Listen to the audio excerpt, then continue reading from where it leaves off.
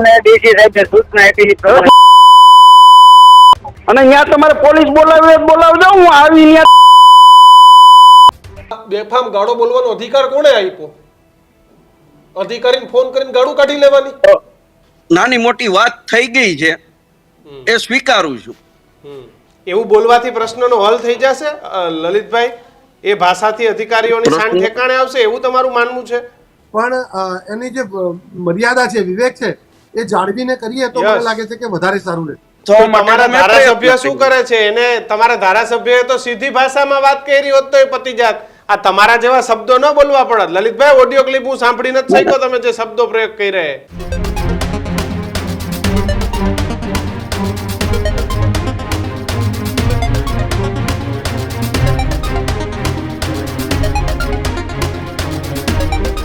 નમસ્કાર, વિશેષ રજૂઆત ગર્જનાત સાથે હું કિશન કાટેલિયા આપનું હાર્દિક સ્વાગત કરું છું અને હું છું દીક્ષિત ઠકરાર. આજના ગર્જનાતમાં વાત કરીશું ખેડૂતોની સમસ્યાઓ ક્યારે આવશે અંત.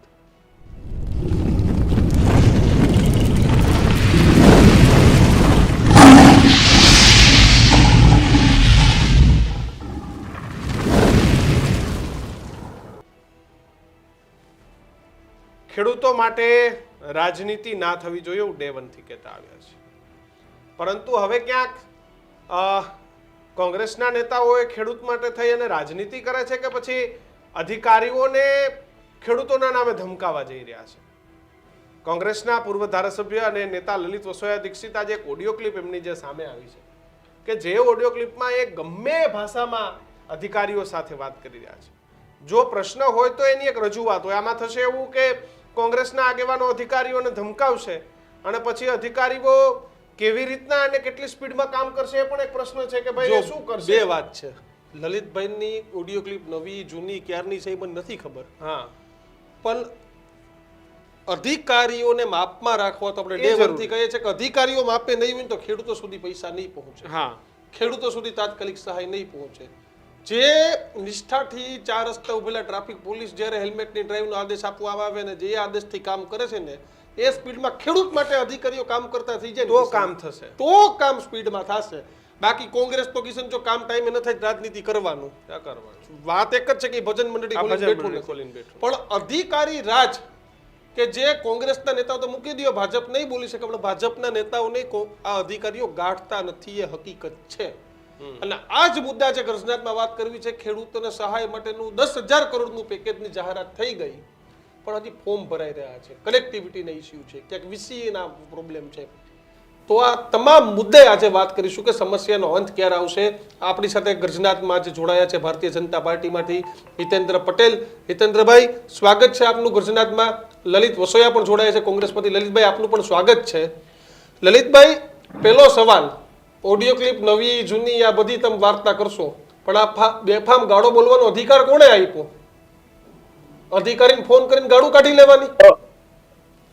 જો દીક્ષિતભાઈ, કિશનભાઈ, તમે મારા સ્વભાવથી અવગત છો. શાંત સ્વભાવનો માણસ છું અને બને ત્યાં સુધી અપશબ્દ તો ઠીક છે પરંતુ કોઈને તુકારે બોલાવતા પણ હું વચકાવું છું. પરંતુ જ્યારે ખેડૂતની વાત હતી અને અધિકારી ને 2-3 વખત કીધા પછી નહોતા માનતા તો એક થોડીક અંદરની વેદના હતી ને વેદનાને કારણે નાની મોટી વાત થઈ ગઈ છે એ સ્વીકારું છું. પણ એમને લલિતભાઈ કામ એમનામાં થતું હતું. આખી ઘટના શું હતી? તમે એવું કહો કે આ મગફળી લેવાની, આ મગફળી નહીં લેવાની, કેવા પ્રકારની ખેડૂતોની સ્થિતિ છે ને કઈ મગફળી લેવાય છે કઈ નથી લેવાતી, આખી ઘટના શું છે? શું હાલના સ્ટેજે સૌરાષ્ટ્રના, રાજકોટના, જેતપુરના, ધોરાજીના ખેડૂતોની હાલત છે? જો હિતેન્દ્રભાઈ પોતે ખેડૂત છે અને હિતેન્દ્રભાઈ પણ સારી રીતે જાણે છે. કિશનભાઈ, દીક્ષિતભાઈ, મગફળી 2 પ્રકારની હોય. આડી મગફળી અને જાડી મગફળી કહેવાય અને ઝીણી મગફળી. બંને મગફળીમાં જે મગફળીની ખરીદી થતી હોય તો એમાં ઉતારો કાઢતા હોય, મગફળીની ક્વોલિટી જોતા હોય. બેયના ઉતારા બરાબર હતા, ક્વોલિટી સારી હતી. હવે ખેડૂતે એને 125 મણ મગફળી આપવાની હતી તો એક ખેડૂતની અડધી મગફળી હતી એ જાડી મગફળી હતી અને અડધી મગફળી એ ઝીણી મગફળી હતી. સરકારે ટેકાના ભાવે ખરીદીમાં એવા કોઈ નોર્મ્સ નથી કે ઝીણી અને જાડી મગફળી બેમાંથી એક જ મગફળી લેવી. એટલે એના માટે અધિકારીએ થોડીક રકજક થતા આ પ્રશ્ન ઉભો થયો હતો. અને ખેડૂતની વાત અને મારી વાત એ આ હિતેન્દ્રભાઈ બેઠા છે, હિતેન્દ્રભાઈને જ પૂછો કે જાડી ઝીણી બે મગફળી હોય તો લઈ શકાય કે ન લઈ શકાય. નિયમ મુજબ લઈ શકાય છે, રાજ્ય સરકારની ગાઈડલાઈન છે. અને નો અધિકારી મહિના તો થોડુંક બોલવું પડ્યું. એવું બોલવાથી પ્રશ્નનો હલ થઈ જશે લલિતભાઈ? એ ભાષાથી અધિકારીઓની શાન ઠેકાણે આવશે એવું તમારું માનવું છે? ના, આવી ગઈ હતી ને. કઈ રીતે આવી ગઈ હતી? મગફળી લઈ લીધી ખેડૂતની. હિતેન્દ્રભાઈ તમને ઓડિયો ક્લિપ પણ સંભળાવું છું, પછી તમે કયો કે આ વર્તન કેટલું યોગ્ય. તમે દિલથી એવું માનો છો કે અધિકારીઓ પણ જે પ્રમાણેનું ખેડૂત સાથે વર્તન, ક્યારેક ભાજપના તમારી પાસે તો વધારે ફોન આવતા હશે, કોંગ્રેસના નેતાઓ પાસે આવે, તો અધિકારીઓએ પણ આ સમસ્યાનો અત્યારે હલ કરવો પડશે, ખેડૂતોની પડખે ઊભું રહેવું પડશે? જો અત્યારે રાજ્યમાં 4 પ્રકારના એક મોટા અભિયાન ચાલી રહ્યા છે. એક અભિયાન ચાલી રહ્યું છે આ ટેકાના ભાવે મગફળી ખરીદવાનું. બીજું અભિયાન ચાલી રહ્યું છે જે કમોસમી વરસાદમાં ખેડૂતોને મુશ્કેલી પડી, રાજ્ય સરકારે 11,100 કરોડનું જે પેકેજ આપ્યું છે એનું રજીસ્ટ્રેશન વગેરે પણ ચાલી રહ્યું છે. સાથે સાથે પટેલ સાહેબની 150મી જન્મજયંતિ પ્રમાણે ની ઉજવણી પણ આખા રાજ્યમાં ચાલી રહી છે, આખા દેશમાં એના કાર્યક્રમો પણ થઈ રહ્યા છે. એની સાથે લોકશાહીનું જે શ્રેષ્ઠ પર્વ એ મતદાર નોંધણીનું પણ એટલે સ્તરની કાર્યવાહી પણ ચાલી રહી છે. અને જુદા જુદા વિભાગના કર્મચારીઓ જુદા જુદા અભિયાનમાં લાગેલા છે અને ખૂબ પ્રામાણિકતાથી કામ કરે છે. તેમ છતાં પણ દરેક સેક્ટરમાં કોઈ ખોટા માણસો, 2-5 માણસો મળી જ જાય છે. એટલે નોંધણીમાં પણ ક્યાંક આવી મુશ્કેલી પડે, ખરીદીમાં પણ પડે, સરમાં પણ કોઈ શિક્ષકોને થોડી મુશ્કેલી પડતી હોય તો મારી એક વિનંતી છે કે ખેડૂતો માટે વાત કરવી એ ગુનો નથી, પણ એમાં ગુણદોષ જોવા પડે. અને કેટલાક ખોટા લોકો છે તો એને કડક ભાષામાં વાત કરવાનો કોઈ વાંધો જ નથી, પણ પછી સામાન્યતાઓ કે બાકીના લોકો વાત કરે એવી લલિતભાઈ જેવા વિદ્વાન આગેવાન, વડીલ આગેવાન કરે, મને લાગે છે કે થોડુંક કડક છે. પણ હું અભિનંદન આપું છું કે એમણે સ્વયં સ્વીકાર્યું છે કે ભાઈ ખેડૂતના હિત માટે હું આ થોડી ભૂલ કરી બેઠો છું. તો હવેથી આપણે ચિંતા કરીએ કે ભાઈ આ ખેડૂતના માટે કડક વાત તો કરવી જ પડશે. સરકારનો ઈરાદો સ્પષ્ટ છે કે આ ખરીદીમાં ક્યાંય કોઈ પ્રકારની પૈસાની લેવડ દેવડ ન થાય, ખેડૂતોને લાઈનમાં ના ઊભું રહેવું પડે, ખેડૂતોને આ ગુણવત્તાના આધારે જો સાચું હોય તો કોઈ મુશ્કેલીથી રોકવામાં આવે અથવા એના પૈસા લેવામાં આવે, એવી કોઈ વાતને અમે પ્રોટેક્ટ નથી કરતા. એ જ પ્રમાણે બીજા ક્રમમાં આ જે વાત હતી માવઠાની, તો એમાં પણ ફોર્મ ભરવાની વ્યવસ્થા ચાલે છે. ક્યાંક વીસી ઉપર આપણે આરોપ કરીએ છીએ તો પેલામાં શિક્ષકો ઉપર કરીએ છીએ. તો મને લાગે છે કે આ બધા આપણા પરિવારના સ્વજનો છે અને એમાં 1-2% કદાચ એવા લોકો હશે પણ ખરા. કામ સારું થાય એના માટે ચિંતા કરવી છે, પણ એની જે આચારસંહિતા છે, આદર્શ એ મર્યાદા છે એ રાખીને કરીએ તો વધારે સારું એવું મારું માનવું છે. લલિતભાઈ, આ જેના માટે આજે ડિબેટ કરવાની મને કિશનને ઈચ્છા થઈ એ ઓડિયો ક્લિપ પહેલા મારે હિતેન્દ્રભાઈને સંભળાવી છે અને ગુજરાત પછી તમે કહેજો કે આમાં મર્યાદા છે. જે લોકો જોતા, જે લોકો આપણી ચર્ચા જોઈ રહ્યા છે એને પણ ખબર પડે. નયન, પહેલા ઓડિયો ક્લિપ સંભળાવો. હેલો, લલિતભાઈ વસોયા બોલું. હા લલિતભાઈ, એમ નહીં, તમે કીધું એટલે બીજી માંડવી લઈએ. ધોરી હોય તમે એને બે વકલ એક આયરે નથી જોખવી. મારી વાત સાંભળો તમે, 2 વકલ તમારે એક આયરે નથી જોખવી. ખેડૂતને આપણે જેટલી મગફળી લઈ આવવાની છે એટલી મગફળી તમારે લેવાની છે. એમાં G2 હોય કે G5 હોય, G35 હોય, એ આપણે ક્યાં જોવાનું નથી. આમાં જે રિપોર્ટ છે ને સાહેબ, એમાં જાડી કે ઝીણી એક જ વકલ હાલે છે. પણ જાડી આટલી અને ઝીણી આટલી. હા, તો હું નથી આવતી, બે નથી આવતી તો લઈ ન લઈ. એક કામ કરો, હવે હું તમને કહું છું, તમે મને લખીને દો કે એક ખેડૂતને 2 આટલી હોય નથી હાલતી, મને લખીને દો તમે. જાડી કે ઝીણી 2 માંથી એક લઈ. એક નહીં, તમે મને એમ કહો, હું તમને એમ કહું છું, મારી હારે તમે ખોટી પીંજણ કરતા નહીં. હું હમણાં મીડિયા લઈને આવું હું ત્યાં, અને કારણ વગરની પીંજણ થાય તમારા મામલતદાર હારે, ડેપ્યુટી કલેક્ટર હારે વાત કરી. અમને ડીસી સાહેબને સૂચના આપી.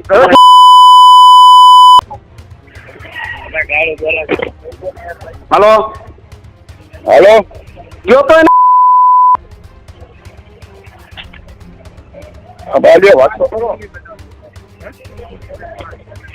હાલો, કોણ હા બોલો ને. કોણ વાઢેરભાઈ બોલે? હા બોલો. એમ નથી, તમે મને લખીને દ્યો કે ખેડૂતને અડધી ઝીણી ને અડધી જાડી મગફળી ઉત્પાદન થયું હોય નહીં લેવાની એવું. હે? તમે મને એવું લખીને દ્યો છો ને? ના ના, હું તો કઈ લખીને નથી દેતો ભાઈ. કેમ?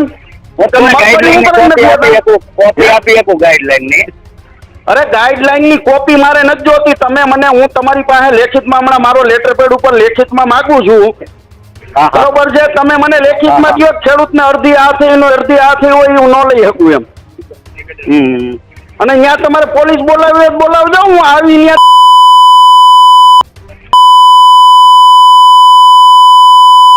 કાંઈ હેરાન નથી કરતા અમે લલિતભાઈ કોઈને.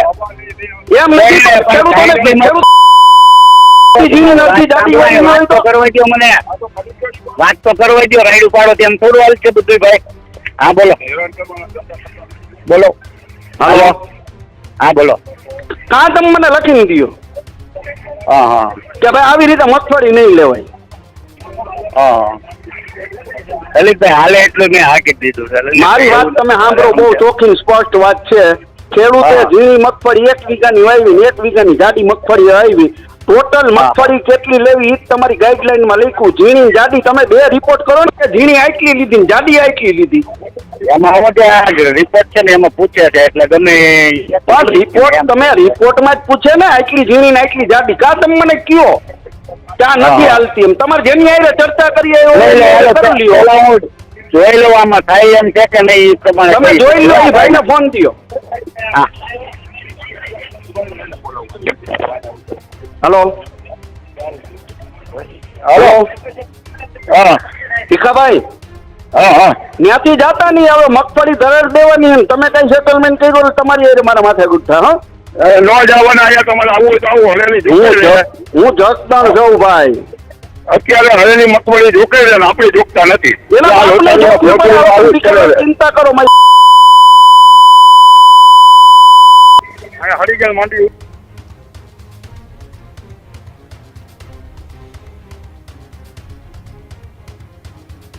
લલિતભાઈ તમે તો આ ગમે એની કોઈ વચેટિયાઓની કોકની 2 વર્ષ જૂની કે હળેલી ગમે એ ભરાવી દો એટલે આ સિસ્ટમ તમારે કઈ લેવાની. માની લો કે આ જેન્યુન ખેડૂત હતો મને વાંધો નથી. આ તમે જેન્યુન ખેડૂતનું કામ કર્યું. પણ તમે કિશનભાઈ મારી વાત સાંભળો. મગફળી કેન્દ્ર ઉપર ઔપચારિક ખેડૂતોને કઈ મુશ્કેલી હોય તો અમે જાતા હોય. ટોટલ ખરીદી કેન્દ્રો કેના ચાલે છે, શું ચાલે છે, મારે આજે મુદ્દો ડાયવર્ટ કરવો નથી. હિતેન્દ્રભાઈ છે તોય પણ ત્યાં જઈને અમે કોઈની ખોટી રીતે મગફળી નખાવી દઈએ એવું અમારાથી અત્યારે શક્ય જ નથી. કારણ કે સ્થાનિક કક્ષાએ જે કાંઈ કેન્દ્રો સંચાલકો હોય એ સંચાલકો જ અમારી સામેની વ્યક્તિ હોય તો સ્વાભાવિક છે ક્યારેક આવા પ્રશ્નો ઊભા થાય તો આવા પ્રશ્નો માટે અમે અધિકારીઓ સાથે સીધી ચર્ચા કરીને પ્રશ્નનો ઉકેલ આવે એના માટેના પ્રયત્ન કરતા હોય. અને રહી વાત કે આ જે ખેડૂત છે કિશનભાઈ, આપને કહું ભીખાભાઈ, હું એમાં નામ બોલું છું. તમારે વાત કરવી હોય તો હું ભીખાભાઈ સાથે પણ વાત કરાવી દઉં. ભીખાભાઈ ભારતીય જનતા પાર્ટીના RSS ના કાર્યકર્તા છે, સ્વયંસેવક છે અને ભારતીય કિસાન સંઘના એ ધોરાજીમાં એક વખત પ્રમુખ રહી ચૂકેલી વ્યક્તિ છે. ઈ વ્યક્તિની વેદના કોઈનાથી નહીં પૈતી હોય તઈએ ઈ લલિત વસોયા પાસે એક ખેડૂત તરીકે આવ્યા હતા અને મેં મારી જવાબદારી સમજીને મેં એના કામમાં મદદરૂપ થવા માટે. તમારા ધારાસભ્ય શું કરે છે? એને તમારા ધારાસભ્યએ તો સીધી ભાષામાં વાત કરી હોત તો એ પતી જાત. આ તમારા જેવા શબ્દો ન બોલવા પડત. લલિતભાઈ, ઓડિયો ક્લિપ હું સાંભળી નથી શક્યો તમે જે શબ્દો પ્રયોગ કરી રહ્યા. તમે કિશનભાઈ એને બધે ટ્રાય કરી લીધી હોય પછી આવે. મારે હિતેન્દ્રભાઈ નું કઈ કામ પડે તો હું પેલા મારા બધા મિત્રોનો સંપર્ક કરી લઉં, બધાને ભલામણ કરાવું, બધું થઈ જાય અને મારા કોઈનાથી કામ ન પતે તો હું હિતેન્દ્રભાઈ પાસે મારે જવું પડે. એમ ખેડૂતનું ક્યાંયથી નહીં પૈતું હોય તો બિચારો મારી પાસે આવ્યો હોય છે. હિતેન્દ્રભાઈ, અધિકારીઓની દાદાગીરી તો ઓછી કરવી પડશે ને? ના બંને વાત કરી મેં કે ખેડૂત માટે લડવું એને આવકારીએ છીએ અને તેમ છતાં 7 વાર તમારે બીપ કરવું પડ્યું, એ પણ એકદમ ખોટી બાબત છે. તો સાથે મળી અને અમે આમંત્રણ આપીએ છીએ કે ખરીદીની પ્રક્રિયામાં અથવા આ ફોર્મ ભરવાની પ્રક્રિયામાં ક્યાંય પણ ખેડૂતને અન્યાય થાય અથવા કેન્દ્ર કોઈનું પણ હોય, સેમ્પલના માપમાં અથવા કે આ પ્રમાણે ખરીદીમાં ગડબડ કરતા હોય તો સૌ ખેડૂત આગેવાનોને, ભાજપ, કોંગ્રેસ બધાને આપણે આમંત્રણ છે કે પોતપોતાના વિસ્તારના કેન્દ્રો ઉપર ધ્યાન રાખો અને જરૂર પડે તો જિલ્લા ખેતીવાડી એના નોડલ છે તો એનું પણ સંપર્ક કરવો જોઈએ. કેન્દ્રના સંચાલક તરીકેનું નામ છે અમને પણ આપવામાં આવશે તો નો ડાઉટ એમાં ખેડૂતની મુશ્કેલી ટાળવાનો અને સુધારવાનો પ્રયાસ કરશું. પણ એની જે મર્યાદા છે, વિવેક છે, એ જાળવીને કરીએ તો મને લાગે છે કે વધારે સારું રહે. હિતેન્દ્રભાઈ, શું કરવું જોઈએ? હિતેન્દ્રભાઈ, અત્યારે જે કોઈ પદાધિકારીઓ છે એમને શું કરવું જોઈએ તમામ જગ્યા? લલિતભાઈ જે કર્યું એને હું સમર્થન નથી આપતો, તમારું શું માનવું છે? ધારાસભ્યો હોય, જિલ્લા પંચાયતના સભ્યો હોય, આપણે ખબર જ છે કે સિસ્ટમમાં ક્યાંક 10-20% દાંડાઈવાળા અધિકારીઓ છે ને છે. આમાં કિશનભાઈ એવું છે કે અધિકારીનો આમાં સીધો રોલ નથી આવતો. આ જે ખરીદ કેન્દ્રો લલિત કાકાએ વાત કરી ને એ પ્રમાણે રાજ્ય સરકારે 3 જેટલી મુખ્ય એજન્સીને કામ સોંપેલું છે. એની નીચે એ સબ એજન્ટ તરીકે ખરીદ કેન્દ્રો એક સહકારી મંડળીઓ, એફપીઓ એટલે ખેડૂતોની સંસ્થાઓને જ આપેલા છે. મુખ્ય સંસ્થાઓ પણ ખેડૂતોની સંસ્થા છે. એ ઈડર તેલીબિયા સંઘ, આપણું ઇન્ડી એગ્રો કે ગુજકો માસુલ એ પણ ખેડૂતોની સંસ્થા છે. એના નીચે કેન્દ્રો પણ ખેડૂતોની સંસ્થા, સહકારી મંડળીઓ કે એફપીઓ છે. મારી કમનસીબી એ છે કે ખેડૂતો જ ખેડૂતોનો માલ ખરીદવા ઊભા છે અને તેમ છતાં આવા ઇસ્યુ કરે છે. તો ખેડૂત આગેવાનોએ કે રાજકીય આગેવાનોએ આ કેન્દ્રોની આજુબાજુ પોતપોતાના તાલુકાના કે જિલ્લાના કેન્દ્રોમાં નિયમિત રીતે મુલાકાત લેવી જોઈએ અને પણ માપમાં કે કોઈ આવા પ્રકારની ગેરરીતિ માલુમ પડે તો યોગ્ય ફોરમમાં રજૂઆત કરી અને એનો નિકાલ લાવવો જોઈએ. એ નિકાલની જે પદ્ધતિ છે તો એ કેન્દ્રના સંચાલક સાથે વાત કરી શકાય અથવા જે તે તાલુકા ખેતીવાડી અધિકારી કે જિલ્લા ખેતીવાડી અધિકારીને ત્યાં બોલાવી અને વાત કરાય કે ભાઈ જો આ 100 ગ્રામ વધારે લે છે અથવા આ સેમ્પલમાં પહેલા ના પાડી અને પછી 50-500 રૂપિયા આપે એટલે હાફ પાડી અથવા આ જે બે વક્કલ લેવાની ના પાડી તો ગાઈડલાઈનનો અભ્યાસ કરીએ અને એ પ્રમાણે આપણને સંતોષ ના થાય તો ઉપલી અધિકારી જોડે વાત કરી અને ખેડૂતના હાથમાં શું થઈ શકે એવો પ્રયાસ કરવો જોઈએ. હિતેન્દ્રભાઈ, વચ્ચે એવી પણ ફરિયાદો હતી કે પેલા ટેકા ઉપર જાય એટલે ટેકાની આજુબાજુ જે પેલા ઓપન માર્કેટના વેપારીના મળતિયાઓ આટા મારતા હોય અને ટેકામાં ના રાખે એટલે પેલા ઓપન વાળા આવે કે અમને આપી દો 1200માં કે 1300માં અને પછી એ જ માલ પાછો આ જ ખેડૂતના હાથ બાર ઉપર ને અંદર થઈ જાય. આવી પણ કંઈક ફરિયાદો હતી. તમને લાગે છે કે આનું ચેકિંગ વધારવું પડે? એટલે આમાં તમારી વાત સાચી છે કે ભૂતકાળના અમારા હવે અનુભવ રહ્યા છે કે જલ્દીમાં વેપારીઓ પહેલા શરૂઆતમાં સસ્તા ભાવે લઈ લે અને પછી ખેડૂતો છે, દાખલા તરીકે 125 મણની મર્યાદા છે. હવે કોઈ ખેડૂતને 1 જ હેક્ટર જમીન છે તો એને 75 કે 70 મણ મગફળી થઈ હોય. આ બીજો વક્કલ લાવવામાં આ તકલીફ થાય છે કે પછી એ બીજા કોઈની લઈ લે. એટલે હવે પછી આપણે એને હેક્ટર ઉપર પણ કરીશું. આ 125 મણની મર્યાદા છે, ગઈ વખતે 200ની હતી તો 200 મણ ના પાક્યું હોય તો આ વેપારીઓના માધ્યમથી અથવા બીજા ખેડૂતની નાખવાનો પ્રયાસ થાય ત્યારે આવા હિસ્સા થતો હોય છે. તો આખી વ્યવસ્થામાં બધું જ ખેડૂતો છે, સરકાર ખેડૂત, મુખ્ય ખરીદનારા ખેડૂત, પેટા ખરીદનારા ખેડૂત, લેનારા અધિકારી હોય તો પણ ખેડૂતના દીકરા છે. તેમ છતાં બીજા ખેડૂતો પણ બીજાના 7 બાર આપી, વેપારીને 7 બાર આપીને ખેડૂતનો હક વેવ કરે છે. મારી સૌને નમ્ર વિનંતી છે કે ધરતીના પુત્ર તરીકે ઉપરવાળાએ આપણને જે જવાબદારી આપી છે એમાં આપણે કમસે કમ, બીજા બધા લોકો તો ખોટું કરે છે, ખેડૂતની છાપ સારી છે, આપણે છાપ ના બગાડીએ એવી વિનંતી કરું. લલિતભાઈ, આ તો તમે વાણી વિલાસ કર્યો અને ન બોલવાના શબ્દો બોલ્યા. કદાચ એ મગફળી ખરીદી ના હોત તો તમે ત્યાં જઈને કાયદો હાથમાં લેતા ને? આવેશમાં કિશનભાઈ થઈ ગયું હોય અને કઈક થઈ જાય, કરવાનો ઈરાદો ન હોય, તમે આખી ક્લિપ પાછી સાંભળો. મેં એને એમ કીધું કે તમે મગફળીની ના પાડી તો ખેડૂત બીજી મગફળી લઈ આવ્યો. બીજી મગફળી એટલે એની પાસે ચરાવી પેલા મગફળી કે તમારી જાડી મગફળી છે એ જાડી મગફળીમાં તમે ચાઈનો મારી અને પછી દ્યો, ખેડૂત પાછી મગફળી લઈ ગયો, ચાઈનો મારીને લઈ આવ્યો, અને જે ઘટતી હતી મગફળી એને ઝીણી મગફળી જે વાવી હતી એ ઝીણી મગફળી એ લઈ આવ્યો. આ ખેડૂતને બીજી વખત ધક્કો ખવડાવ્યો, એટલા માટે કિશનભાઈ બોલવાનું થયું. નકર આવો બોલવાનો કોઈનો સ્વાભાવિક છે કે અમે રાજનીતિમાં છીએ અને કોઈ આવી બોલી અને બદનામી ઓહરવા ન માંગતા હોય, અમારો કોઈ બદ ઇરાદો ન હોય, પરંતુ ક્યાંક અતિ થયું હોય તો બોલાઈ ગયું હોય. અને પછી તમે કહો કે નહીતર હું ન્યા આવું છું એવી તમે ધમકી આપી. હા, એ તો ધમકી નહોતી આપી, હું જવાનો જ હતો ત્યાં, પણ હું જતો નતો, નકર પેલા ગયો જ હોત. એમને વચ્ચે મેં જોયું વચ્ચે જયેશભાઈ એક જગ્યાએ કાર્યક્રમમાં હતા ત્યારે તમે રૂમ ગાડાગાડી કરી જ લીધી હતી, ત્યારે આવો વિડીયો વાયરલ થયો હતો જ ને કે ભાઈ જયેશભાઈ કે કાકા આમાં આવતા રહ્યો, કાકા પૂરું કરી દો. ના, પણ એમાં જો ત્યારે હું ધારાસભ્ય હતો, મારા મત વિસ્તારની અંદર એક કાર્યક્રમ હતો. એ કાર્યક્રમની અંદર ડેપ્યુટી કલેક્ટરે ધારાસભ્ય તરીકે પ્રોટોકોલ મુજબ મને આમંત્રણ નહોતું આપ્યું. હું સ્થળ ઉપર આમંત્રણ ન હોવા છતાંય ગયો. ડેપ્યુટી કલેક્ટરને ત્યાં બધાની હાજરીમાં પૂછ્યું કે ભાઈ મને આમંત્રણ તમે ધારાસભ્ય તરીકે કેમ નથી આપ્યું? તો કે સરકારી કાર્યક્રમ નથી. મેં એને કાર્ડ બતાવ્યું કે આ ગવર્મેન્ટનું કાર્ડ છે. તો સ્વાભાવિક છે કે હવે કોઈ અપમાન તો ન સહન કરે ને.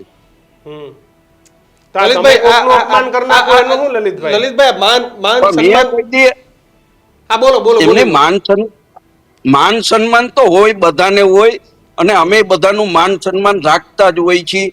તમે જો આ ઓડિયો ક્લિપમાં જો મેં એને ભાઈ કહીને બોલાવ્યા છે. શરૂઆત ભાઈ કહીને જ બોલાવ્યા. પાછળ જે કર્યું એ શું એમ ભાઈ કરીને બોલાવ્યા એટલે પછી ગમે ને ગમે એ બોલવાનું? તો એની કઈ સજા તો હોય નહીં. હવે આમાં તો જો તીર બાણ ઉપરથી નીકળી ગયું, શબ્દ નીકળી ગયા, એ પાછા તો વળતા નથી. હું ખોટી મીડિયા સામે તમે મને કયો છો એટલે હું એમ કહું કે ના ભૂલ થઈ ગઈ. હવે ભૂલ થઈ ગઈ તો થઈ ગઈ, એનો મતલબ નથી ને કઈ બીજો. તો લલિતભાઈ આ ઓડિયો ક્લિપ થી આગળ આવીએ. મારો તમને સવાલ એ હતો કે અત્યારે શું ખેડૂતોની મગફળી ખરીદાય છે આપના વિસ્તારમાં? ગોંડલ આસપાસમાં કંઈક વીસીઓ હડતાલ ઉપર રહી ગયા હતા, તમારા જિલ્લામાં રાજકોટમાં કેટલી સ્થિતિ, રોજની કેટલી મગફળી ખરીદાય છે? અને હિતેન્દ્રભાઈ બેઠા છે, આજની ચર્ચા આપણે પોઝિટિવ વેમાં લઈ જઈએ છેલ્લે તો હિતેન્દ્રભાઈને તમે શું ખેડૂતો વતી વિનંતી કરશો? કેવી વ્યવસ્થાઓ થવી જોઈએ જેથી કરીને મગફળી ઝડપથી ખરીદાઈ જાય? અધિકારી હોય કે કોઈ એજન્સી હોય એ પણ કોઈ આવા વાક વચકા ન કાઢે, કારણ કે આ ખેડૂતને સાથે ઊભો રહેવાનો સમય છે. જો દીક્ષિતભાઈ, એમાં અત્યારે સવાલ એવો ઉભો થયો છે કે મગફળીની સાથે સાથે સોયાબીનની ખરીદી પણ ચાલુ કરી છે. એટલે દરરોજના એક કેન્દ્ર ઉપર 150 ખેડૂતોને મેસેજ આપી અને ખેડૂતોને બોલાવતા હતા. હવે એ 100 કરી નાખ્યા છે. આ વખતે ગુજરાતની અંદર 9,38,000 જેટલા ખેડૂતોએ મગફળીની નોંધણી કરાવી છે, અને બધા મગફળી જેની હાવ તણાઈ ગઈ છે એ નહીં નાખે, બાકીના તો મગફળી નાખવાના છે. તો થોડીક સ્પીડ આવે અને ખેડૂતોની મગફળીનો નિકાલ થાય, એના માટે ખરેખર 150 જે દરરોજના બોલાવતા હતા કેન્દ્ર ઉપર, એ 150 બોલાવવા માટેની વ્યવસ્થા થાય અને સોયાબીનની ખરીદી માટે અલગથી વ્યવસ્થા થાય. આવી જો વ્યવસ્થા કરી શકાય તો ખરેખર સારું કહેવાય. અને મગફળી રિજેક્ટમાં રોજના જે 150 ખેડૂતોને બોલાવતા હતા, હું સૌરાષ્ટ્રમાં મને બહુ લાંબો ખબર નથી, પણ જુનાગઢ જિલ્લો, રાજકોટ જિલ્લાની મને ખબર છે, અને જામનગર જિલ્લાના કાલાવડની ખબર છે. તો ખેડૂતોની 150 ખેડૂતોમાંથી 25-30 ખેડૂતોની મગફળી દરરોજ રિજેક્ટ કરવામાં આવતી હતી કે ભાઈ આમાં ઉતારો નથી ને મગફળીમાં દાણા ઉગી ગયા છે ને કંઈક ને કંઈક કારણોસર. એટલે અધિકારીઓને એની ગાઈડલાઈન મુજબ નહીં આવતું હોય, એમાં મારે ટીકા ટિપ્પણીમાં નથી પડવું, પરંતુ ખેડૂતોની મગફળી તાત્કાલિક ધોરણે રોજ 150-200 ખેડૂતોની મગફળી ખરીદાય એના માટે હિતેન્દ્રભાઈ પ્રયત્ન કરે તો સારું કહેવાય. હિતેન્દ્રભાઈ, પોઝિટિવ વાત લલિતભાઈએ કરી. આપણે પણ આપણી ચર્ચાનો અંત અને અમારી ખેડૂત વતી પણ તમને વિનંતી છે કે જીતુભાઈ સુધી આ મેસેજ પહોંચાડો અને ક્યાંક ખેડૂતને પરેશાન કરવામાં આવી રહ્યા છે તો એ ઓછા પરેશાન થાય. જો મોટાભાગે હું સૌરાષ્ટ્રમાં નથી ગયો, ઉત્તર ગુજરાતના બધા માર્કેટ યાર્ડમાં મારા બીજા કામે જવાનું થયું, પણ ખેડૂતોના હિતમાર્કેટ યાર્ડમાં પણ જતા હોઈએ છીએ અને આ બધી તકેદારી કરતા હોઈએ છીએ. મને કહેતા આનંદ થાય છે કે 25% જેટલી મગફળી હવે ખરીદી, 2 લાખ ટન ઉપર મગફળી આપણે આજે 2.5 લાખ ટન જેવી મગફળી ખરીદવાનું કામ પૂરું કરીશું. આવનારા દિવસોમાં હજુ પણ વધારે ઝડપથી ખરીદાય એવો આપણી પણ તૈયારી છે. આમ તો કેન્દ્ર સરકારે 90 દિવસની મંજૂરી આપી છે. આપણું આયોજન એવું છે કે 60 દિવસમાં ખરીદી પૂરી થઈ જાય, જેથી કરીને ખેડૂત એના કામમાંથી ફ્રી પણ થાય અને પૈસા એને વહેલા મળે તો કામમાં પણ આવે. રહી વાત ગુણવત્તાની, તો આપણે આ ખરીદી કરી અને ગોડાઉનમાં મૂકી અને પછી પીડીએસમાં વાપરવાની છે આપણે તેલ. તો મોટાભાગે જો બહુ જ પ્રકારની ફૂગ હોય અથવા ભેજ હોય અને એ જો સ્ટોક કરીએ તો એ કાળી પડી જાય, એમાં ફૂગ ડેવલપ થાય તો એ ખાવાલાયક તેલ ના રહે. એટલે ખેડૂતોના હિતમાં બેનિફિટ ઓફ ડાઉટ મળે એટલે ભેજના ટકા આપણે થોડા કોમ્પ્રોમાઇઝ કરવાનું પણ વાત કરી છે. ક્યાંક ક્યાંક એની ભરતીમાં પણ કોમ્પ્રોમાઇઝ કરીએ છીએ, પણ સાવ ખરાબ માલ હોય રિજેક્ટ કરવો પડે એવી સ્થિતિ છે, કારણ કે એ આપણે એને તરત જ વેચી મારવાની કે તરત જ એને પ્રોસેસ કરવાની નથી. એટલે ખૂબ ઝડપથી આપણે આખી વ્યવસ્થા પૂરી કરવાની, સાથે સાથે આ સહાયના પૈસા પણ ખૂબ ઝડપથી મળે એવો પ્રયાસ કરી રહ્યા છે. બિલકુલ બિલકુલ હિતેન્દ્રભાઈ, બસ ઝડપથી સહાય મળે અને ટેકાના ભાવે ખરીદીમાં કોઈ પણ ગડબડ ન થાય તો કોઈ અને લલિતભાઈ આશા રાખીએ કે આવી ભાષાના પ્રયોગ તમારે બીજી વાર ના કરવા પડે, એવી તમારી પાસે આશા રાખીએ. હિતેન્દ્રભાઈ કઈ કહેવા માંગે છે? હિતેન્દ્રભાઈ, લલિત કાકાને વિનંતી કે આમાં જેટલો આગ્રહ કર્યો ને પેલા સરના ફોર્મ ભરવામાં કરજો. તમારા વિસ્તારમાં ફોર્મ નથી ભરાયા પેલા આ નવા મતદાર યાદીના, નહીતર પછી મત થોડા ઓછા થયા છે ને પાછા સાવ ઓછા થઈ જશે. લલિતભાઈ તમને સલાહ આપી મફતમાં. ના સારું છે હિતેન્દ્રભાઈ, આભાર. અમારા પ્રયત્નો ચાલુ છે. દરેક બૂથ ઉપર BLA ની નિમણૂક પણ કરી છે ને અમારા BLO સાથે પણ જાય છે, બધાને મદદ કરે છે. બિલકુલ આભાર હિતેન્દ્રભાઈ અને લલિતભાઈ. જો આ પ્રકારની હેલ્ધી ચર્ચા હોય તો અમને પણ મજા આવે. ખાલી રાણા રાણીને કરીને કોઈ મતલબ નથી, પણ હિતેન્દ્રભાઈ અને લલિતભાઈ ખૂબ હેલ્ધી ચર્ચા કરીને વાત પણ કરી. હિતેન્દ્રભાઈએ પણ સ્વીકાર્યું કે ક્યાંક 2-5% એવા અધિકારીઓ છે એને પણ કહીશું, તો સાથે લલિતભાઈએ પણ એવું હસતા હસતા સ્વીકાર્યું કે ભાઈ આ મારી ભૂલ છે, પરંતુ તલવારના ઘા રૂંજાઈ જાય છે કે વાણીના ઘા નથી રૂંજાતા. મારા વર્તનથી કોકનું કામ તો થયું ને. હા બસ, ખેડૂતનો બીજો ધક્કો ના થયો. તમે એને સમર્થન કરો છો કે કેમ એ ખાસ કમેન્ટ બોક્સમાં લખજો. શું અધિકારીઓ સાથે વાત કરવાની આ સિસ્ટમ હોઈ શકે જે લલિત વસોએ કરી? અને શું એક એ સવાલ છે કે અધિકારીઓને ફક્ત આ જ ભાષા સમજાય છે? ખેડૂત બિચારો એકવાર પ્રેમથી આવે, બીજી વાર પ્રેમથી આવે, તમે પ્રેમથી આવો તો અધિકારીઓ પણ સમજવાની જરૂર છે. તમે અધિકારીઓ પછી બન્યા ભાઈ, તમે ક્યાંક ને ક્યાંક તો ખેડૂતના જ દીકરા છો, એટલે કમસે કમ આવું ન કરો. તમે કોઈને એકવાર એ મગફળીને સોર્ટિંગ કરવા મોકલો અને પછી એ મગફળી તમે રાખો નહીં ને આ બધું કરો, તો આ વસ્તુ યોગ્ય નથી. એટલે ખેડૂતોનું માટે વિચારો, કારણ કે અન્નદાતા છે ને એ દાતાને તમે રોડે ચડાવવાનું બંધ કરી દો. બસ અમારી વાત સાથે આપ કેટલા સહમત છો તે ચોક્કસથી ન્યૂઝરૂમ ગુજરાતના કોમેન્ટ બોક્સમાં જણાવજો. જોતા રહેજો ન્યૂઝરૂમ. અમારી ચેનલ લાઈક, શેર કે સબસ્ક્રાઇબ નથી કરી તો ડિજિટલ પ્લેટફોર્મ પર જાઓ, યુટ્યુબ પર અમારી ચેનલને સબસ્ક્રાઇબ કરો, ટ્વિટર પર ફોલો કરો અને ફેસબુક પર પણ આ વિડીયો તમને ગમી હોય તો વધુ લોકો સુધી પહોંચાડવા માટે શેર પણ કરો. અને હવે ન્યૂઝરૂમ ગુજરાત આપની ચેનલ GTPL પર 285 નંબર પર આવી ગઈ છે. GTPL નું સેટઅપ બોક્સ આપણા ઘરે હોય તો 285 નંબર પર ચેનલ છે. રોજ 8 વાગે તમે અમારો શો અને તમે મોબાઈલમાં જો જીઓના ફોન વાપરો છો તો જીઓ ટીવીમાં પણ તમે ન્યૂઝરૂમ લખશો મોબાઈલની અંદર તો તમને ત્યાં પણ ટીવી જોવા મળશે. તમે જીઓ ફાઈબર વાપરો છો, જીઓ એર ફાઈબર વાપરો છો તો ત્યાં 43 76 4376 પર પણ જોવા મળશે. અને યુટ્યુબ, ફેસબુક, ઇન્સ્ટાગ્રામ ન્યૂઝરૂમ ના પેજને લાઇક, શેર અને સબસ્ક્રાઇબ કરવાનું ભૂલતા નહીં. જોતા રહેજો ન્યૂઝરૂમ. નમસ્કાર.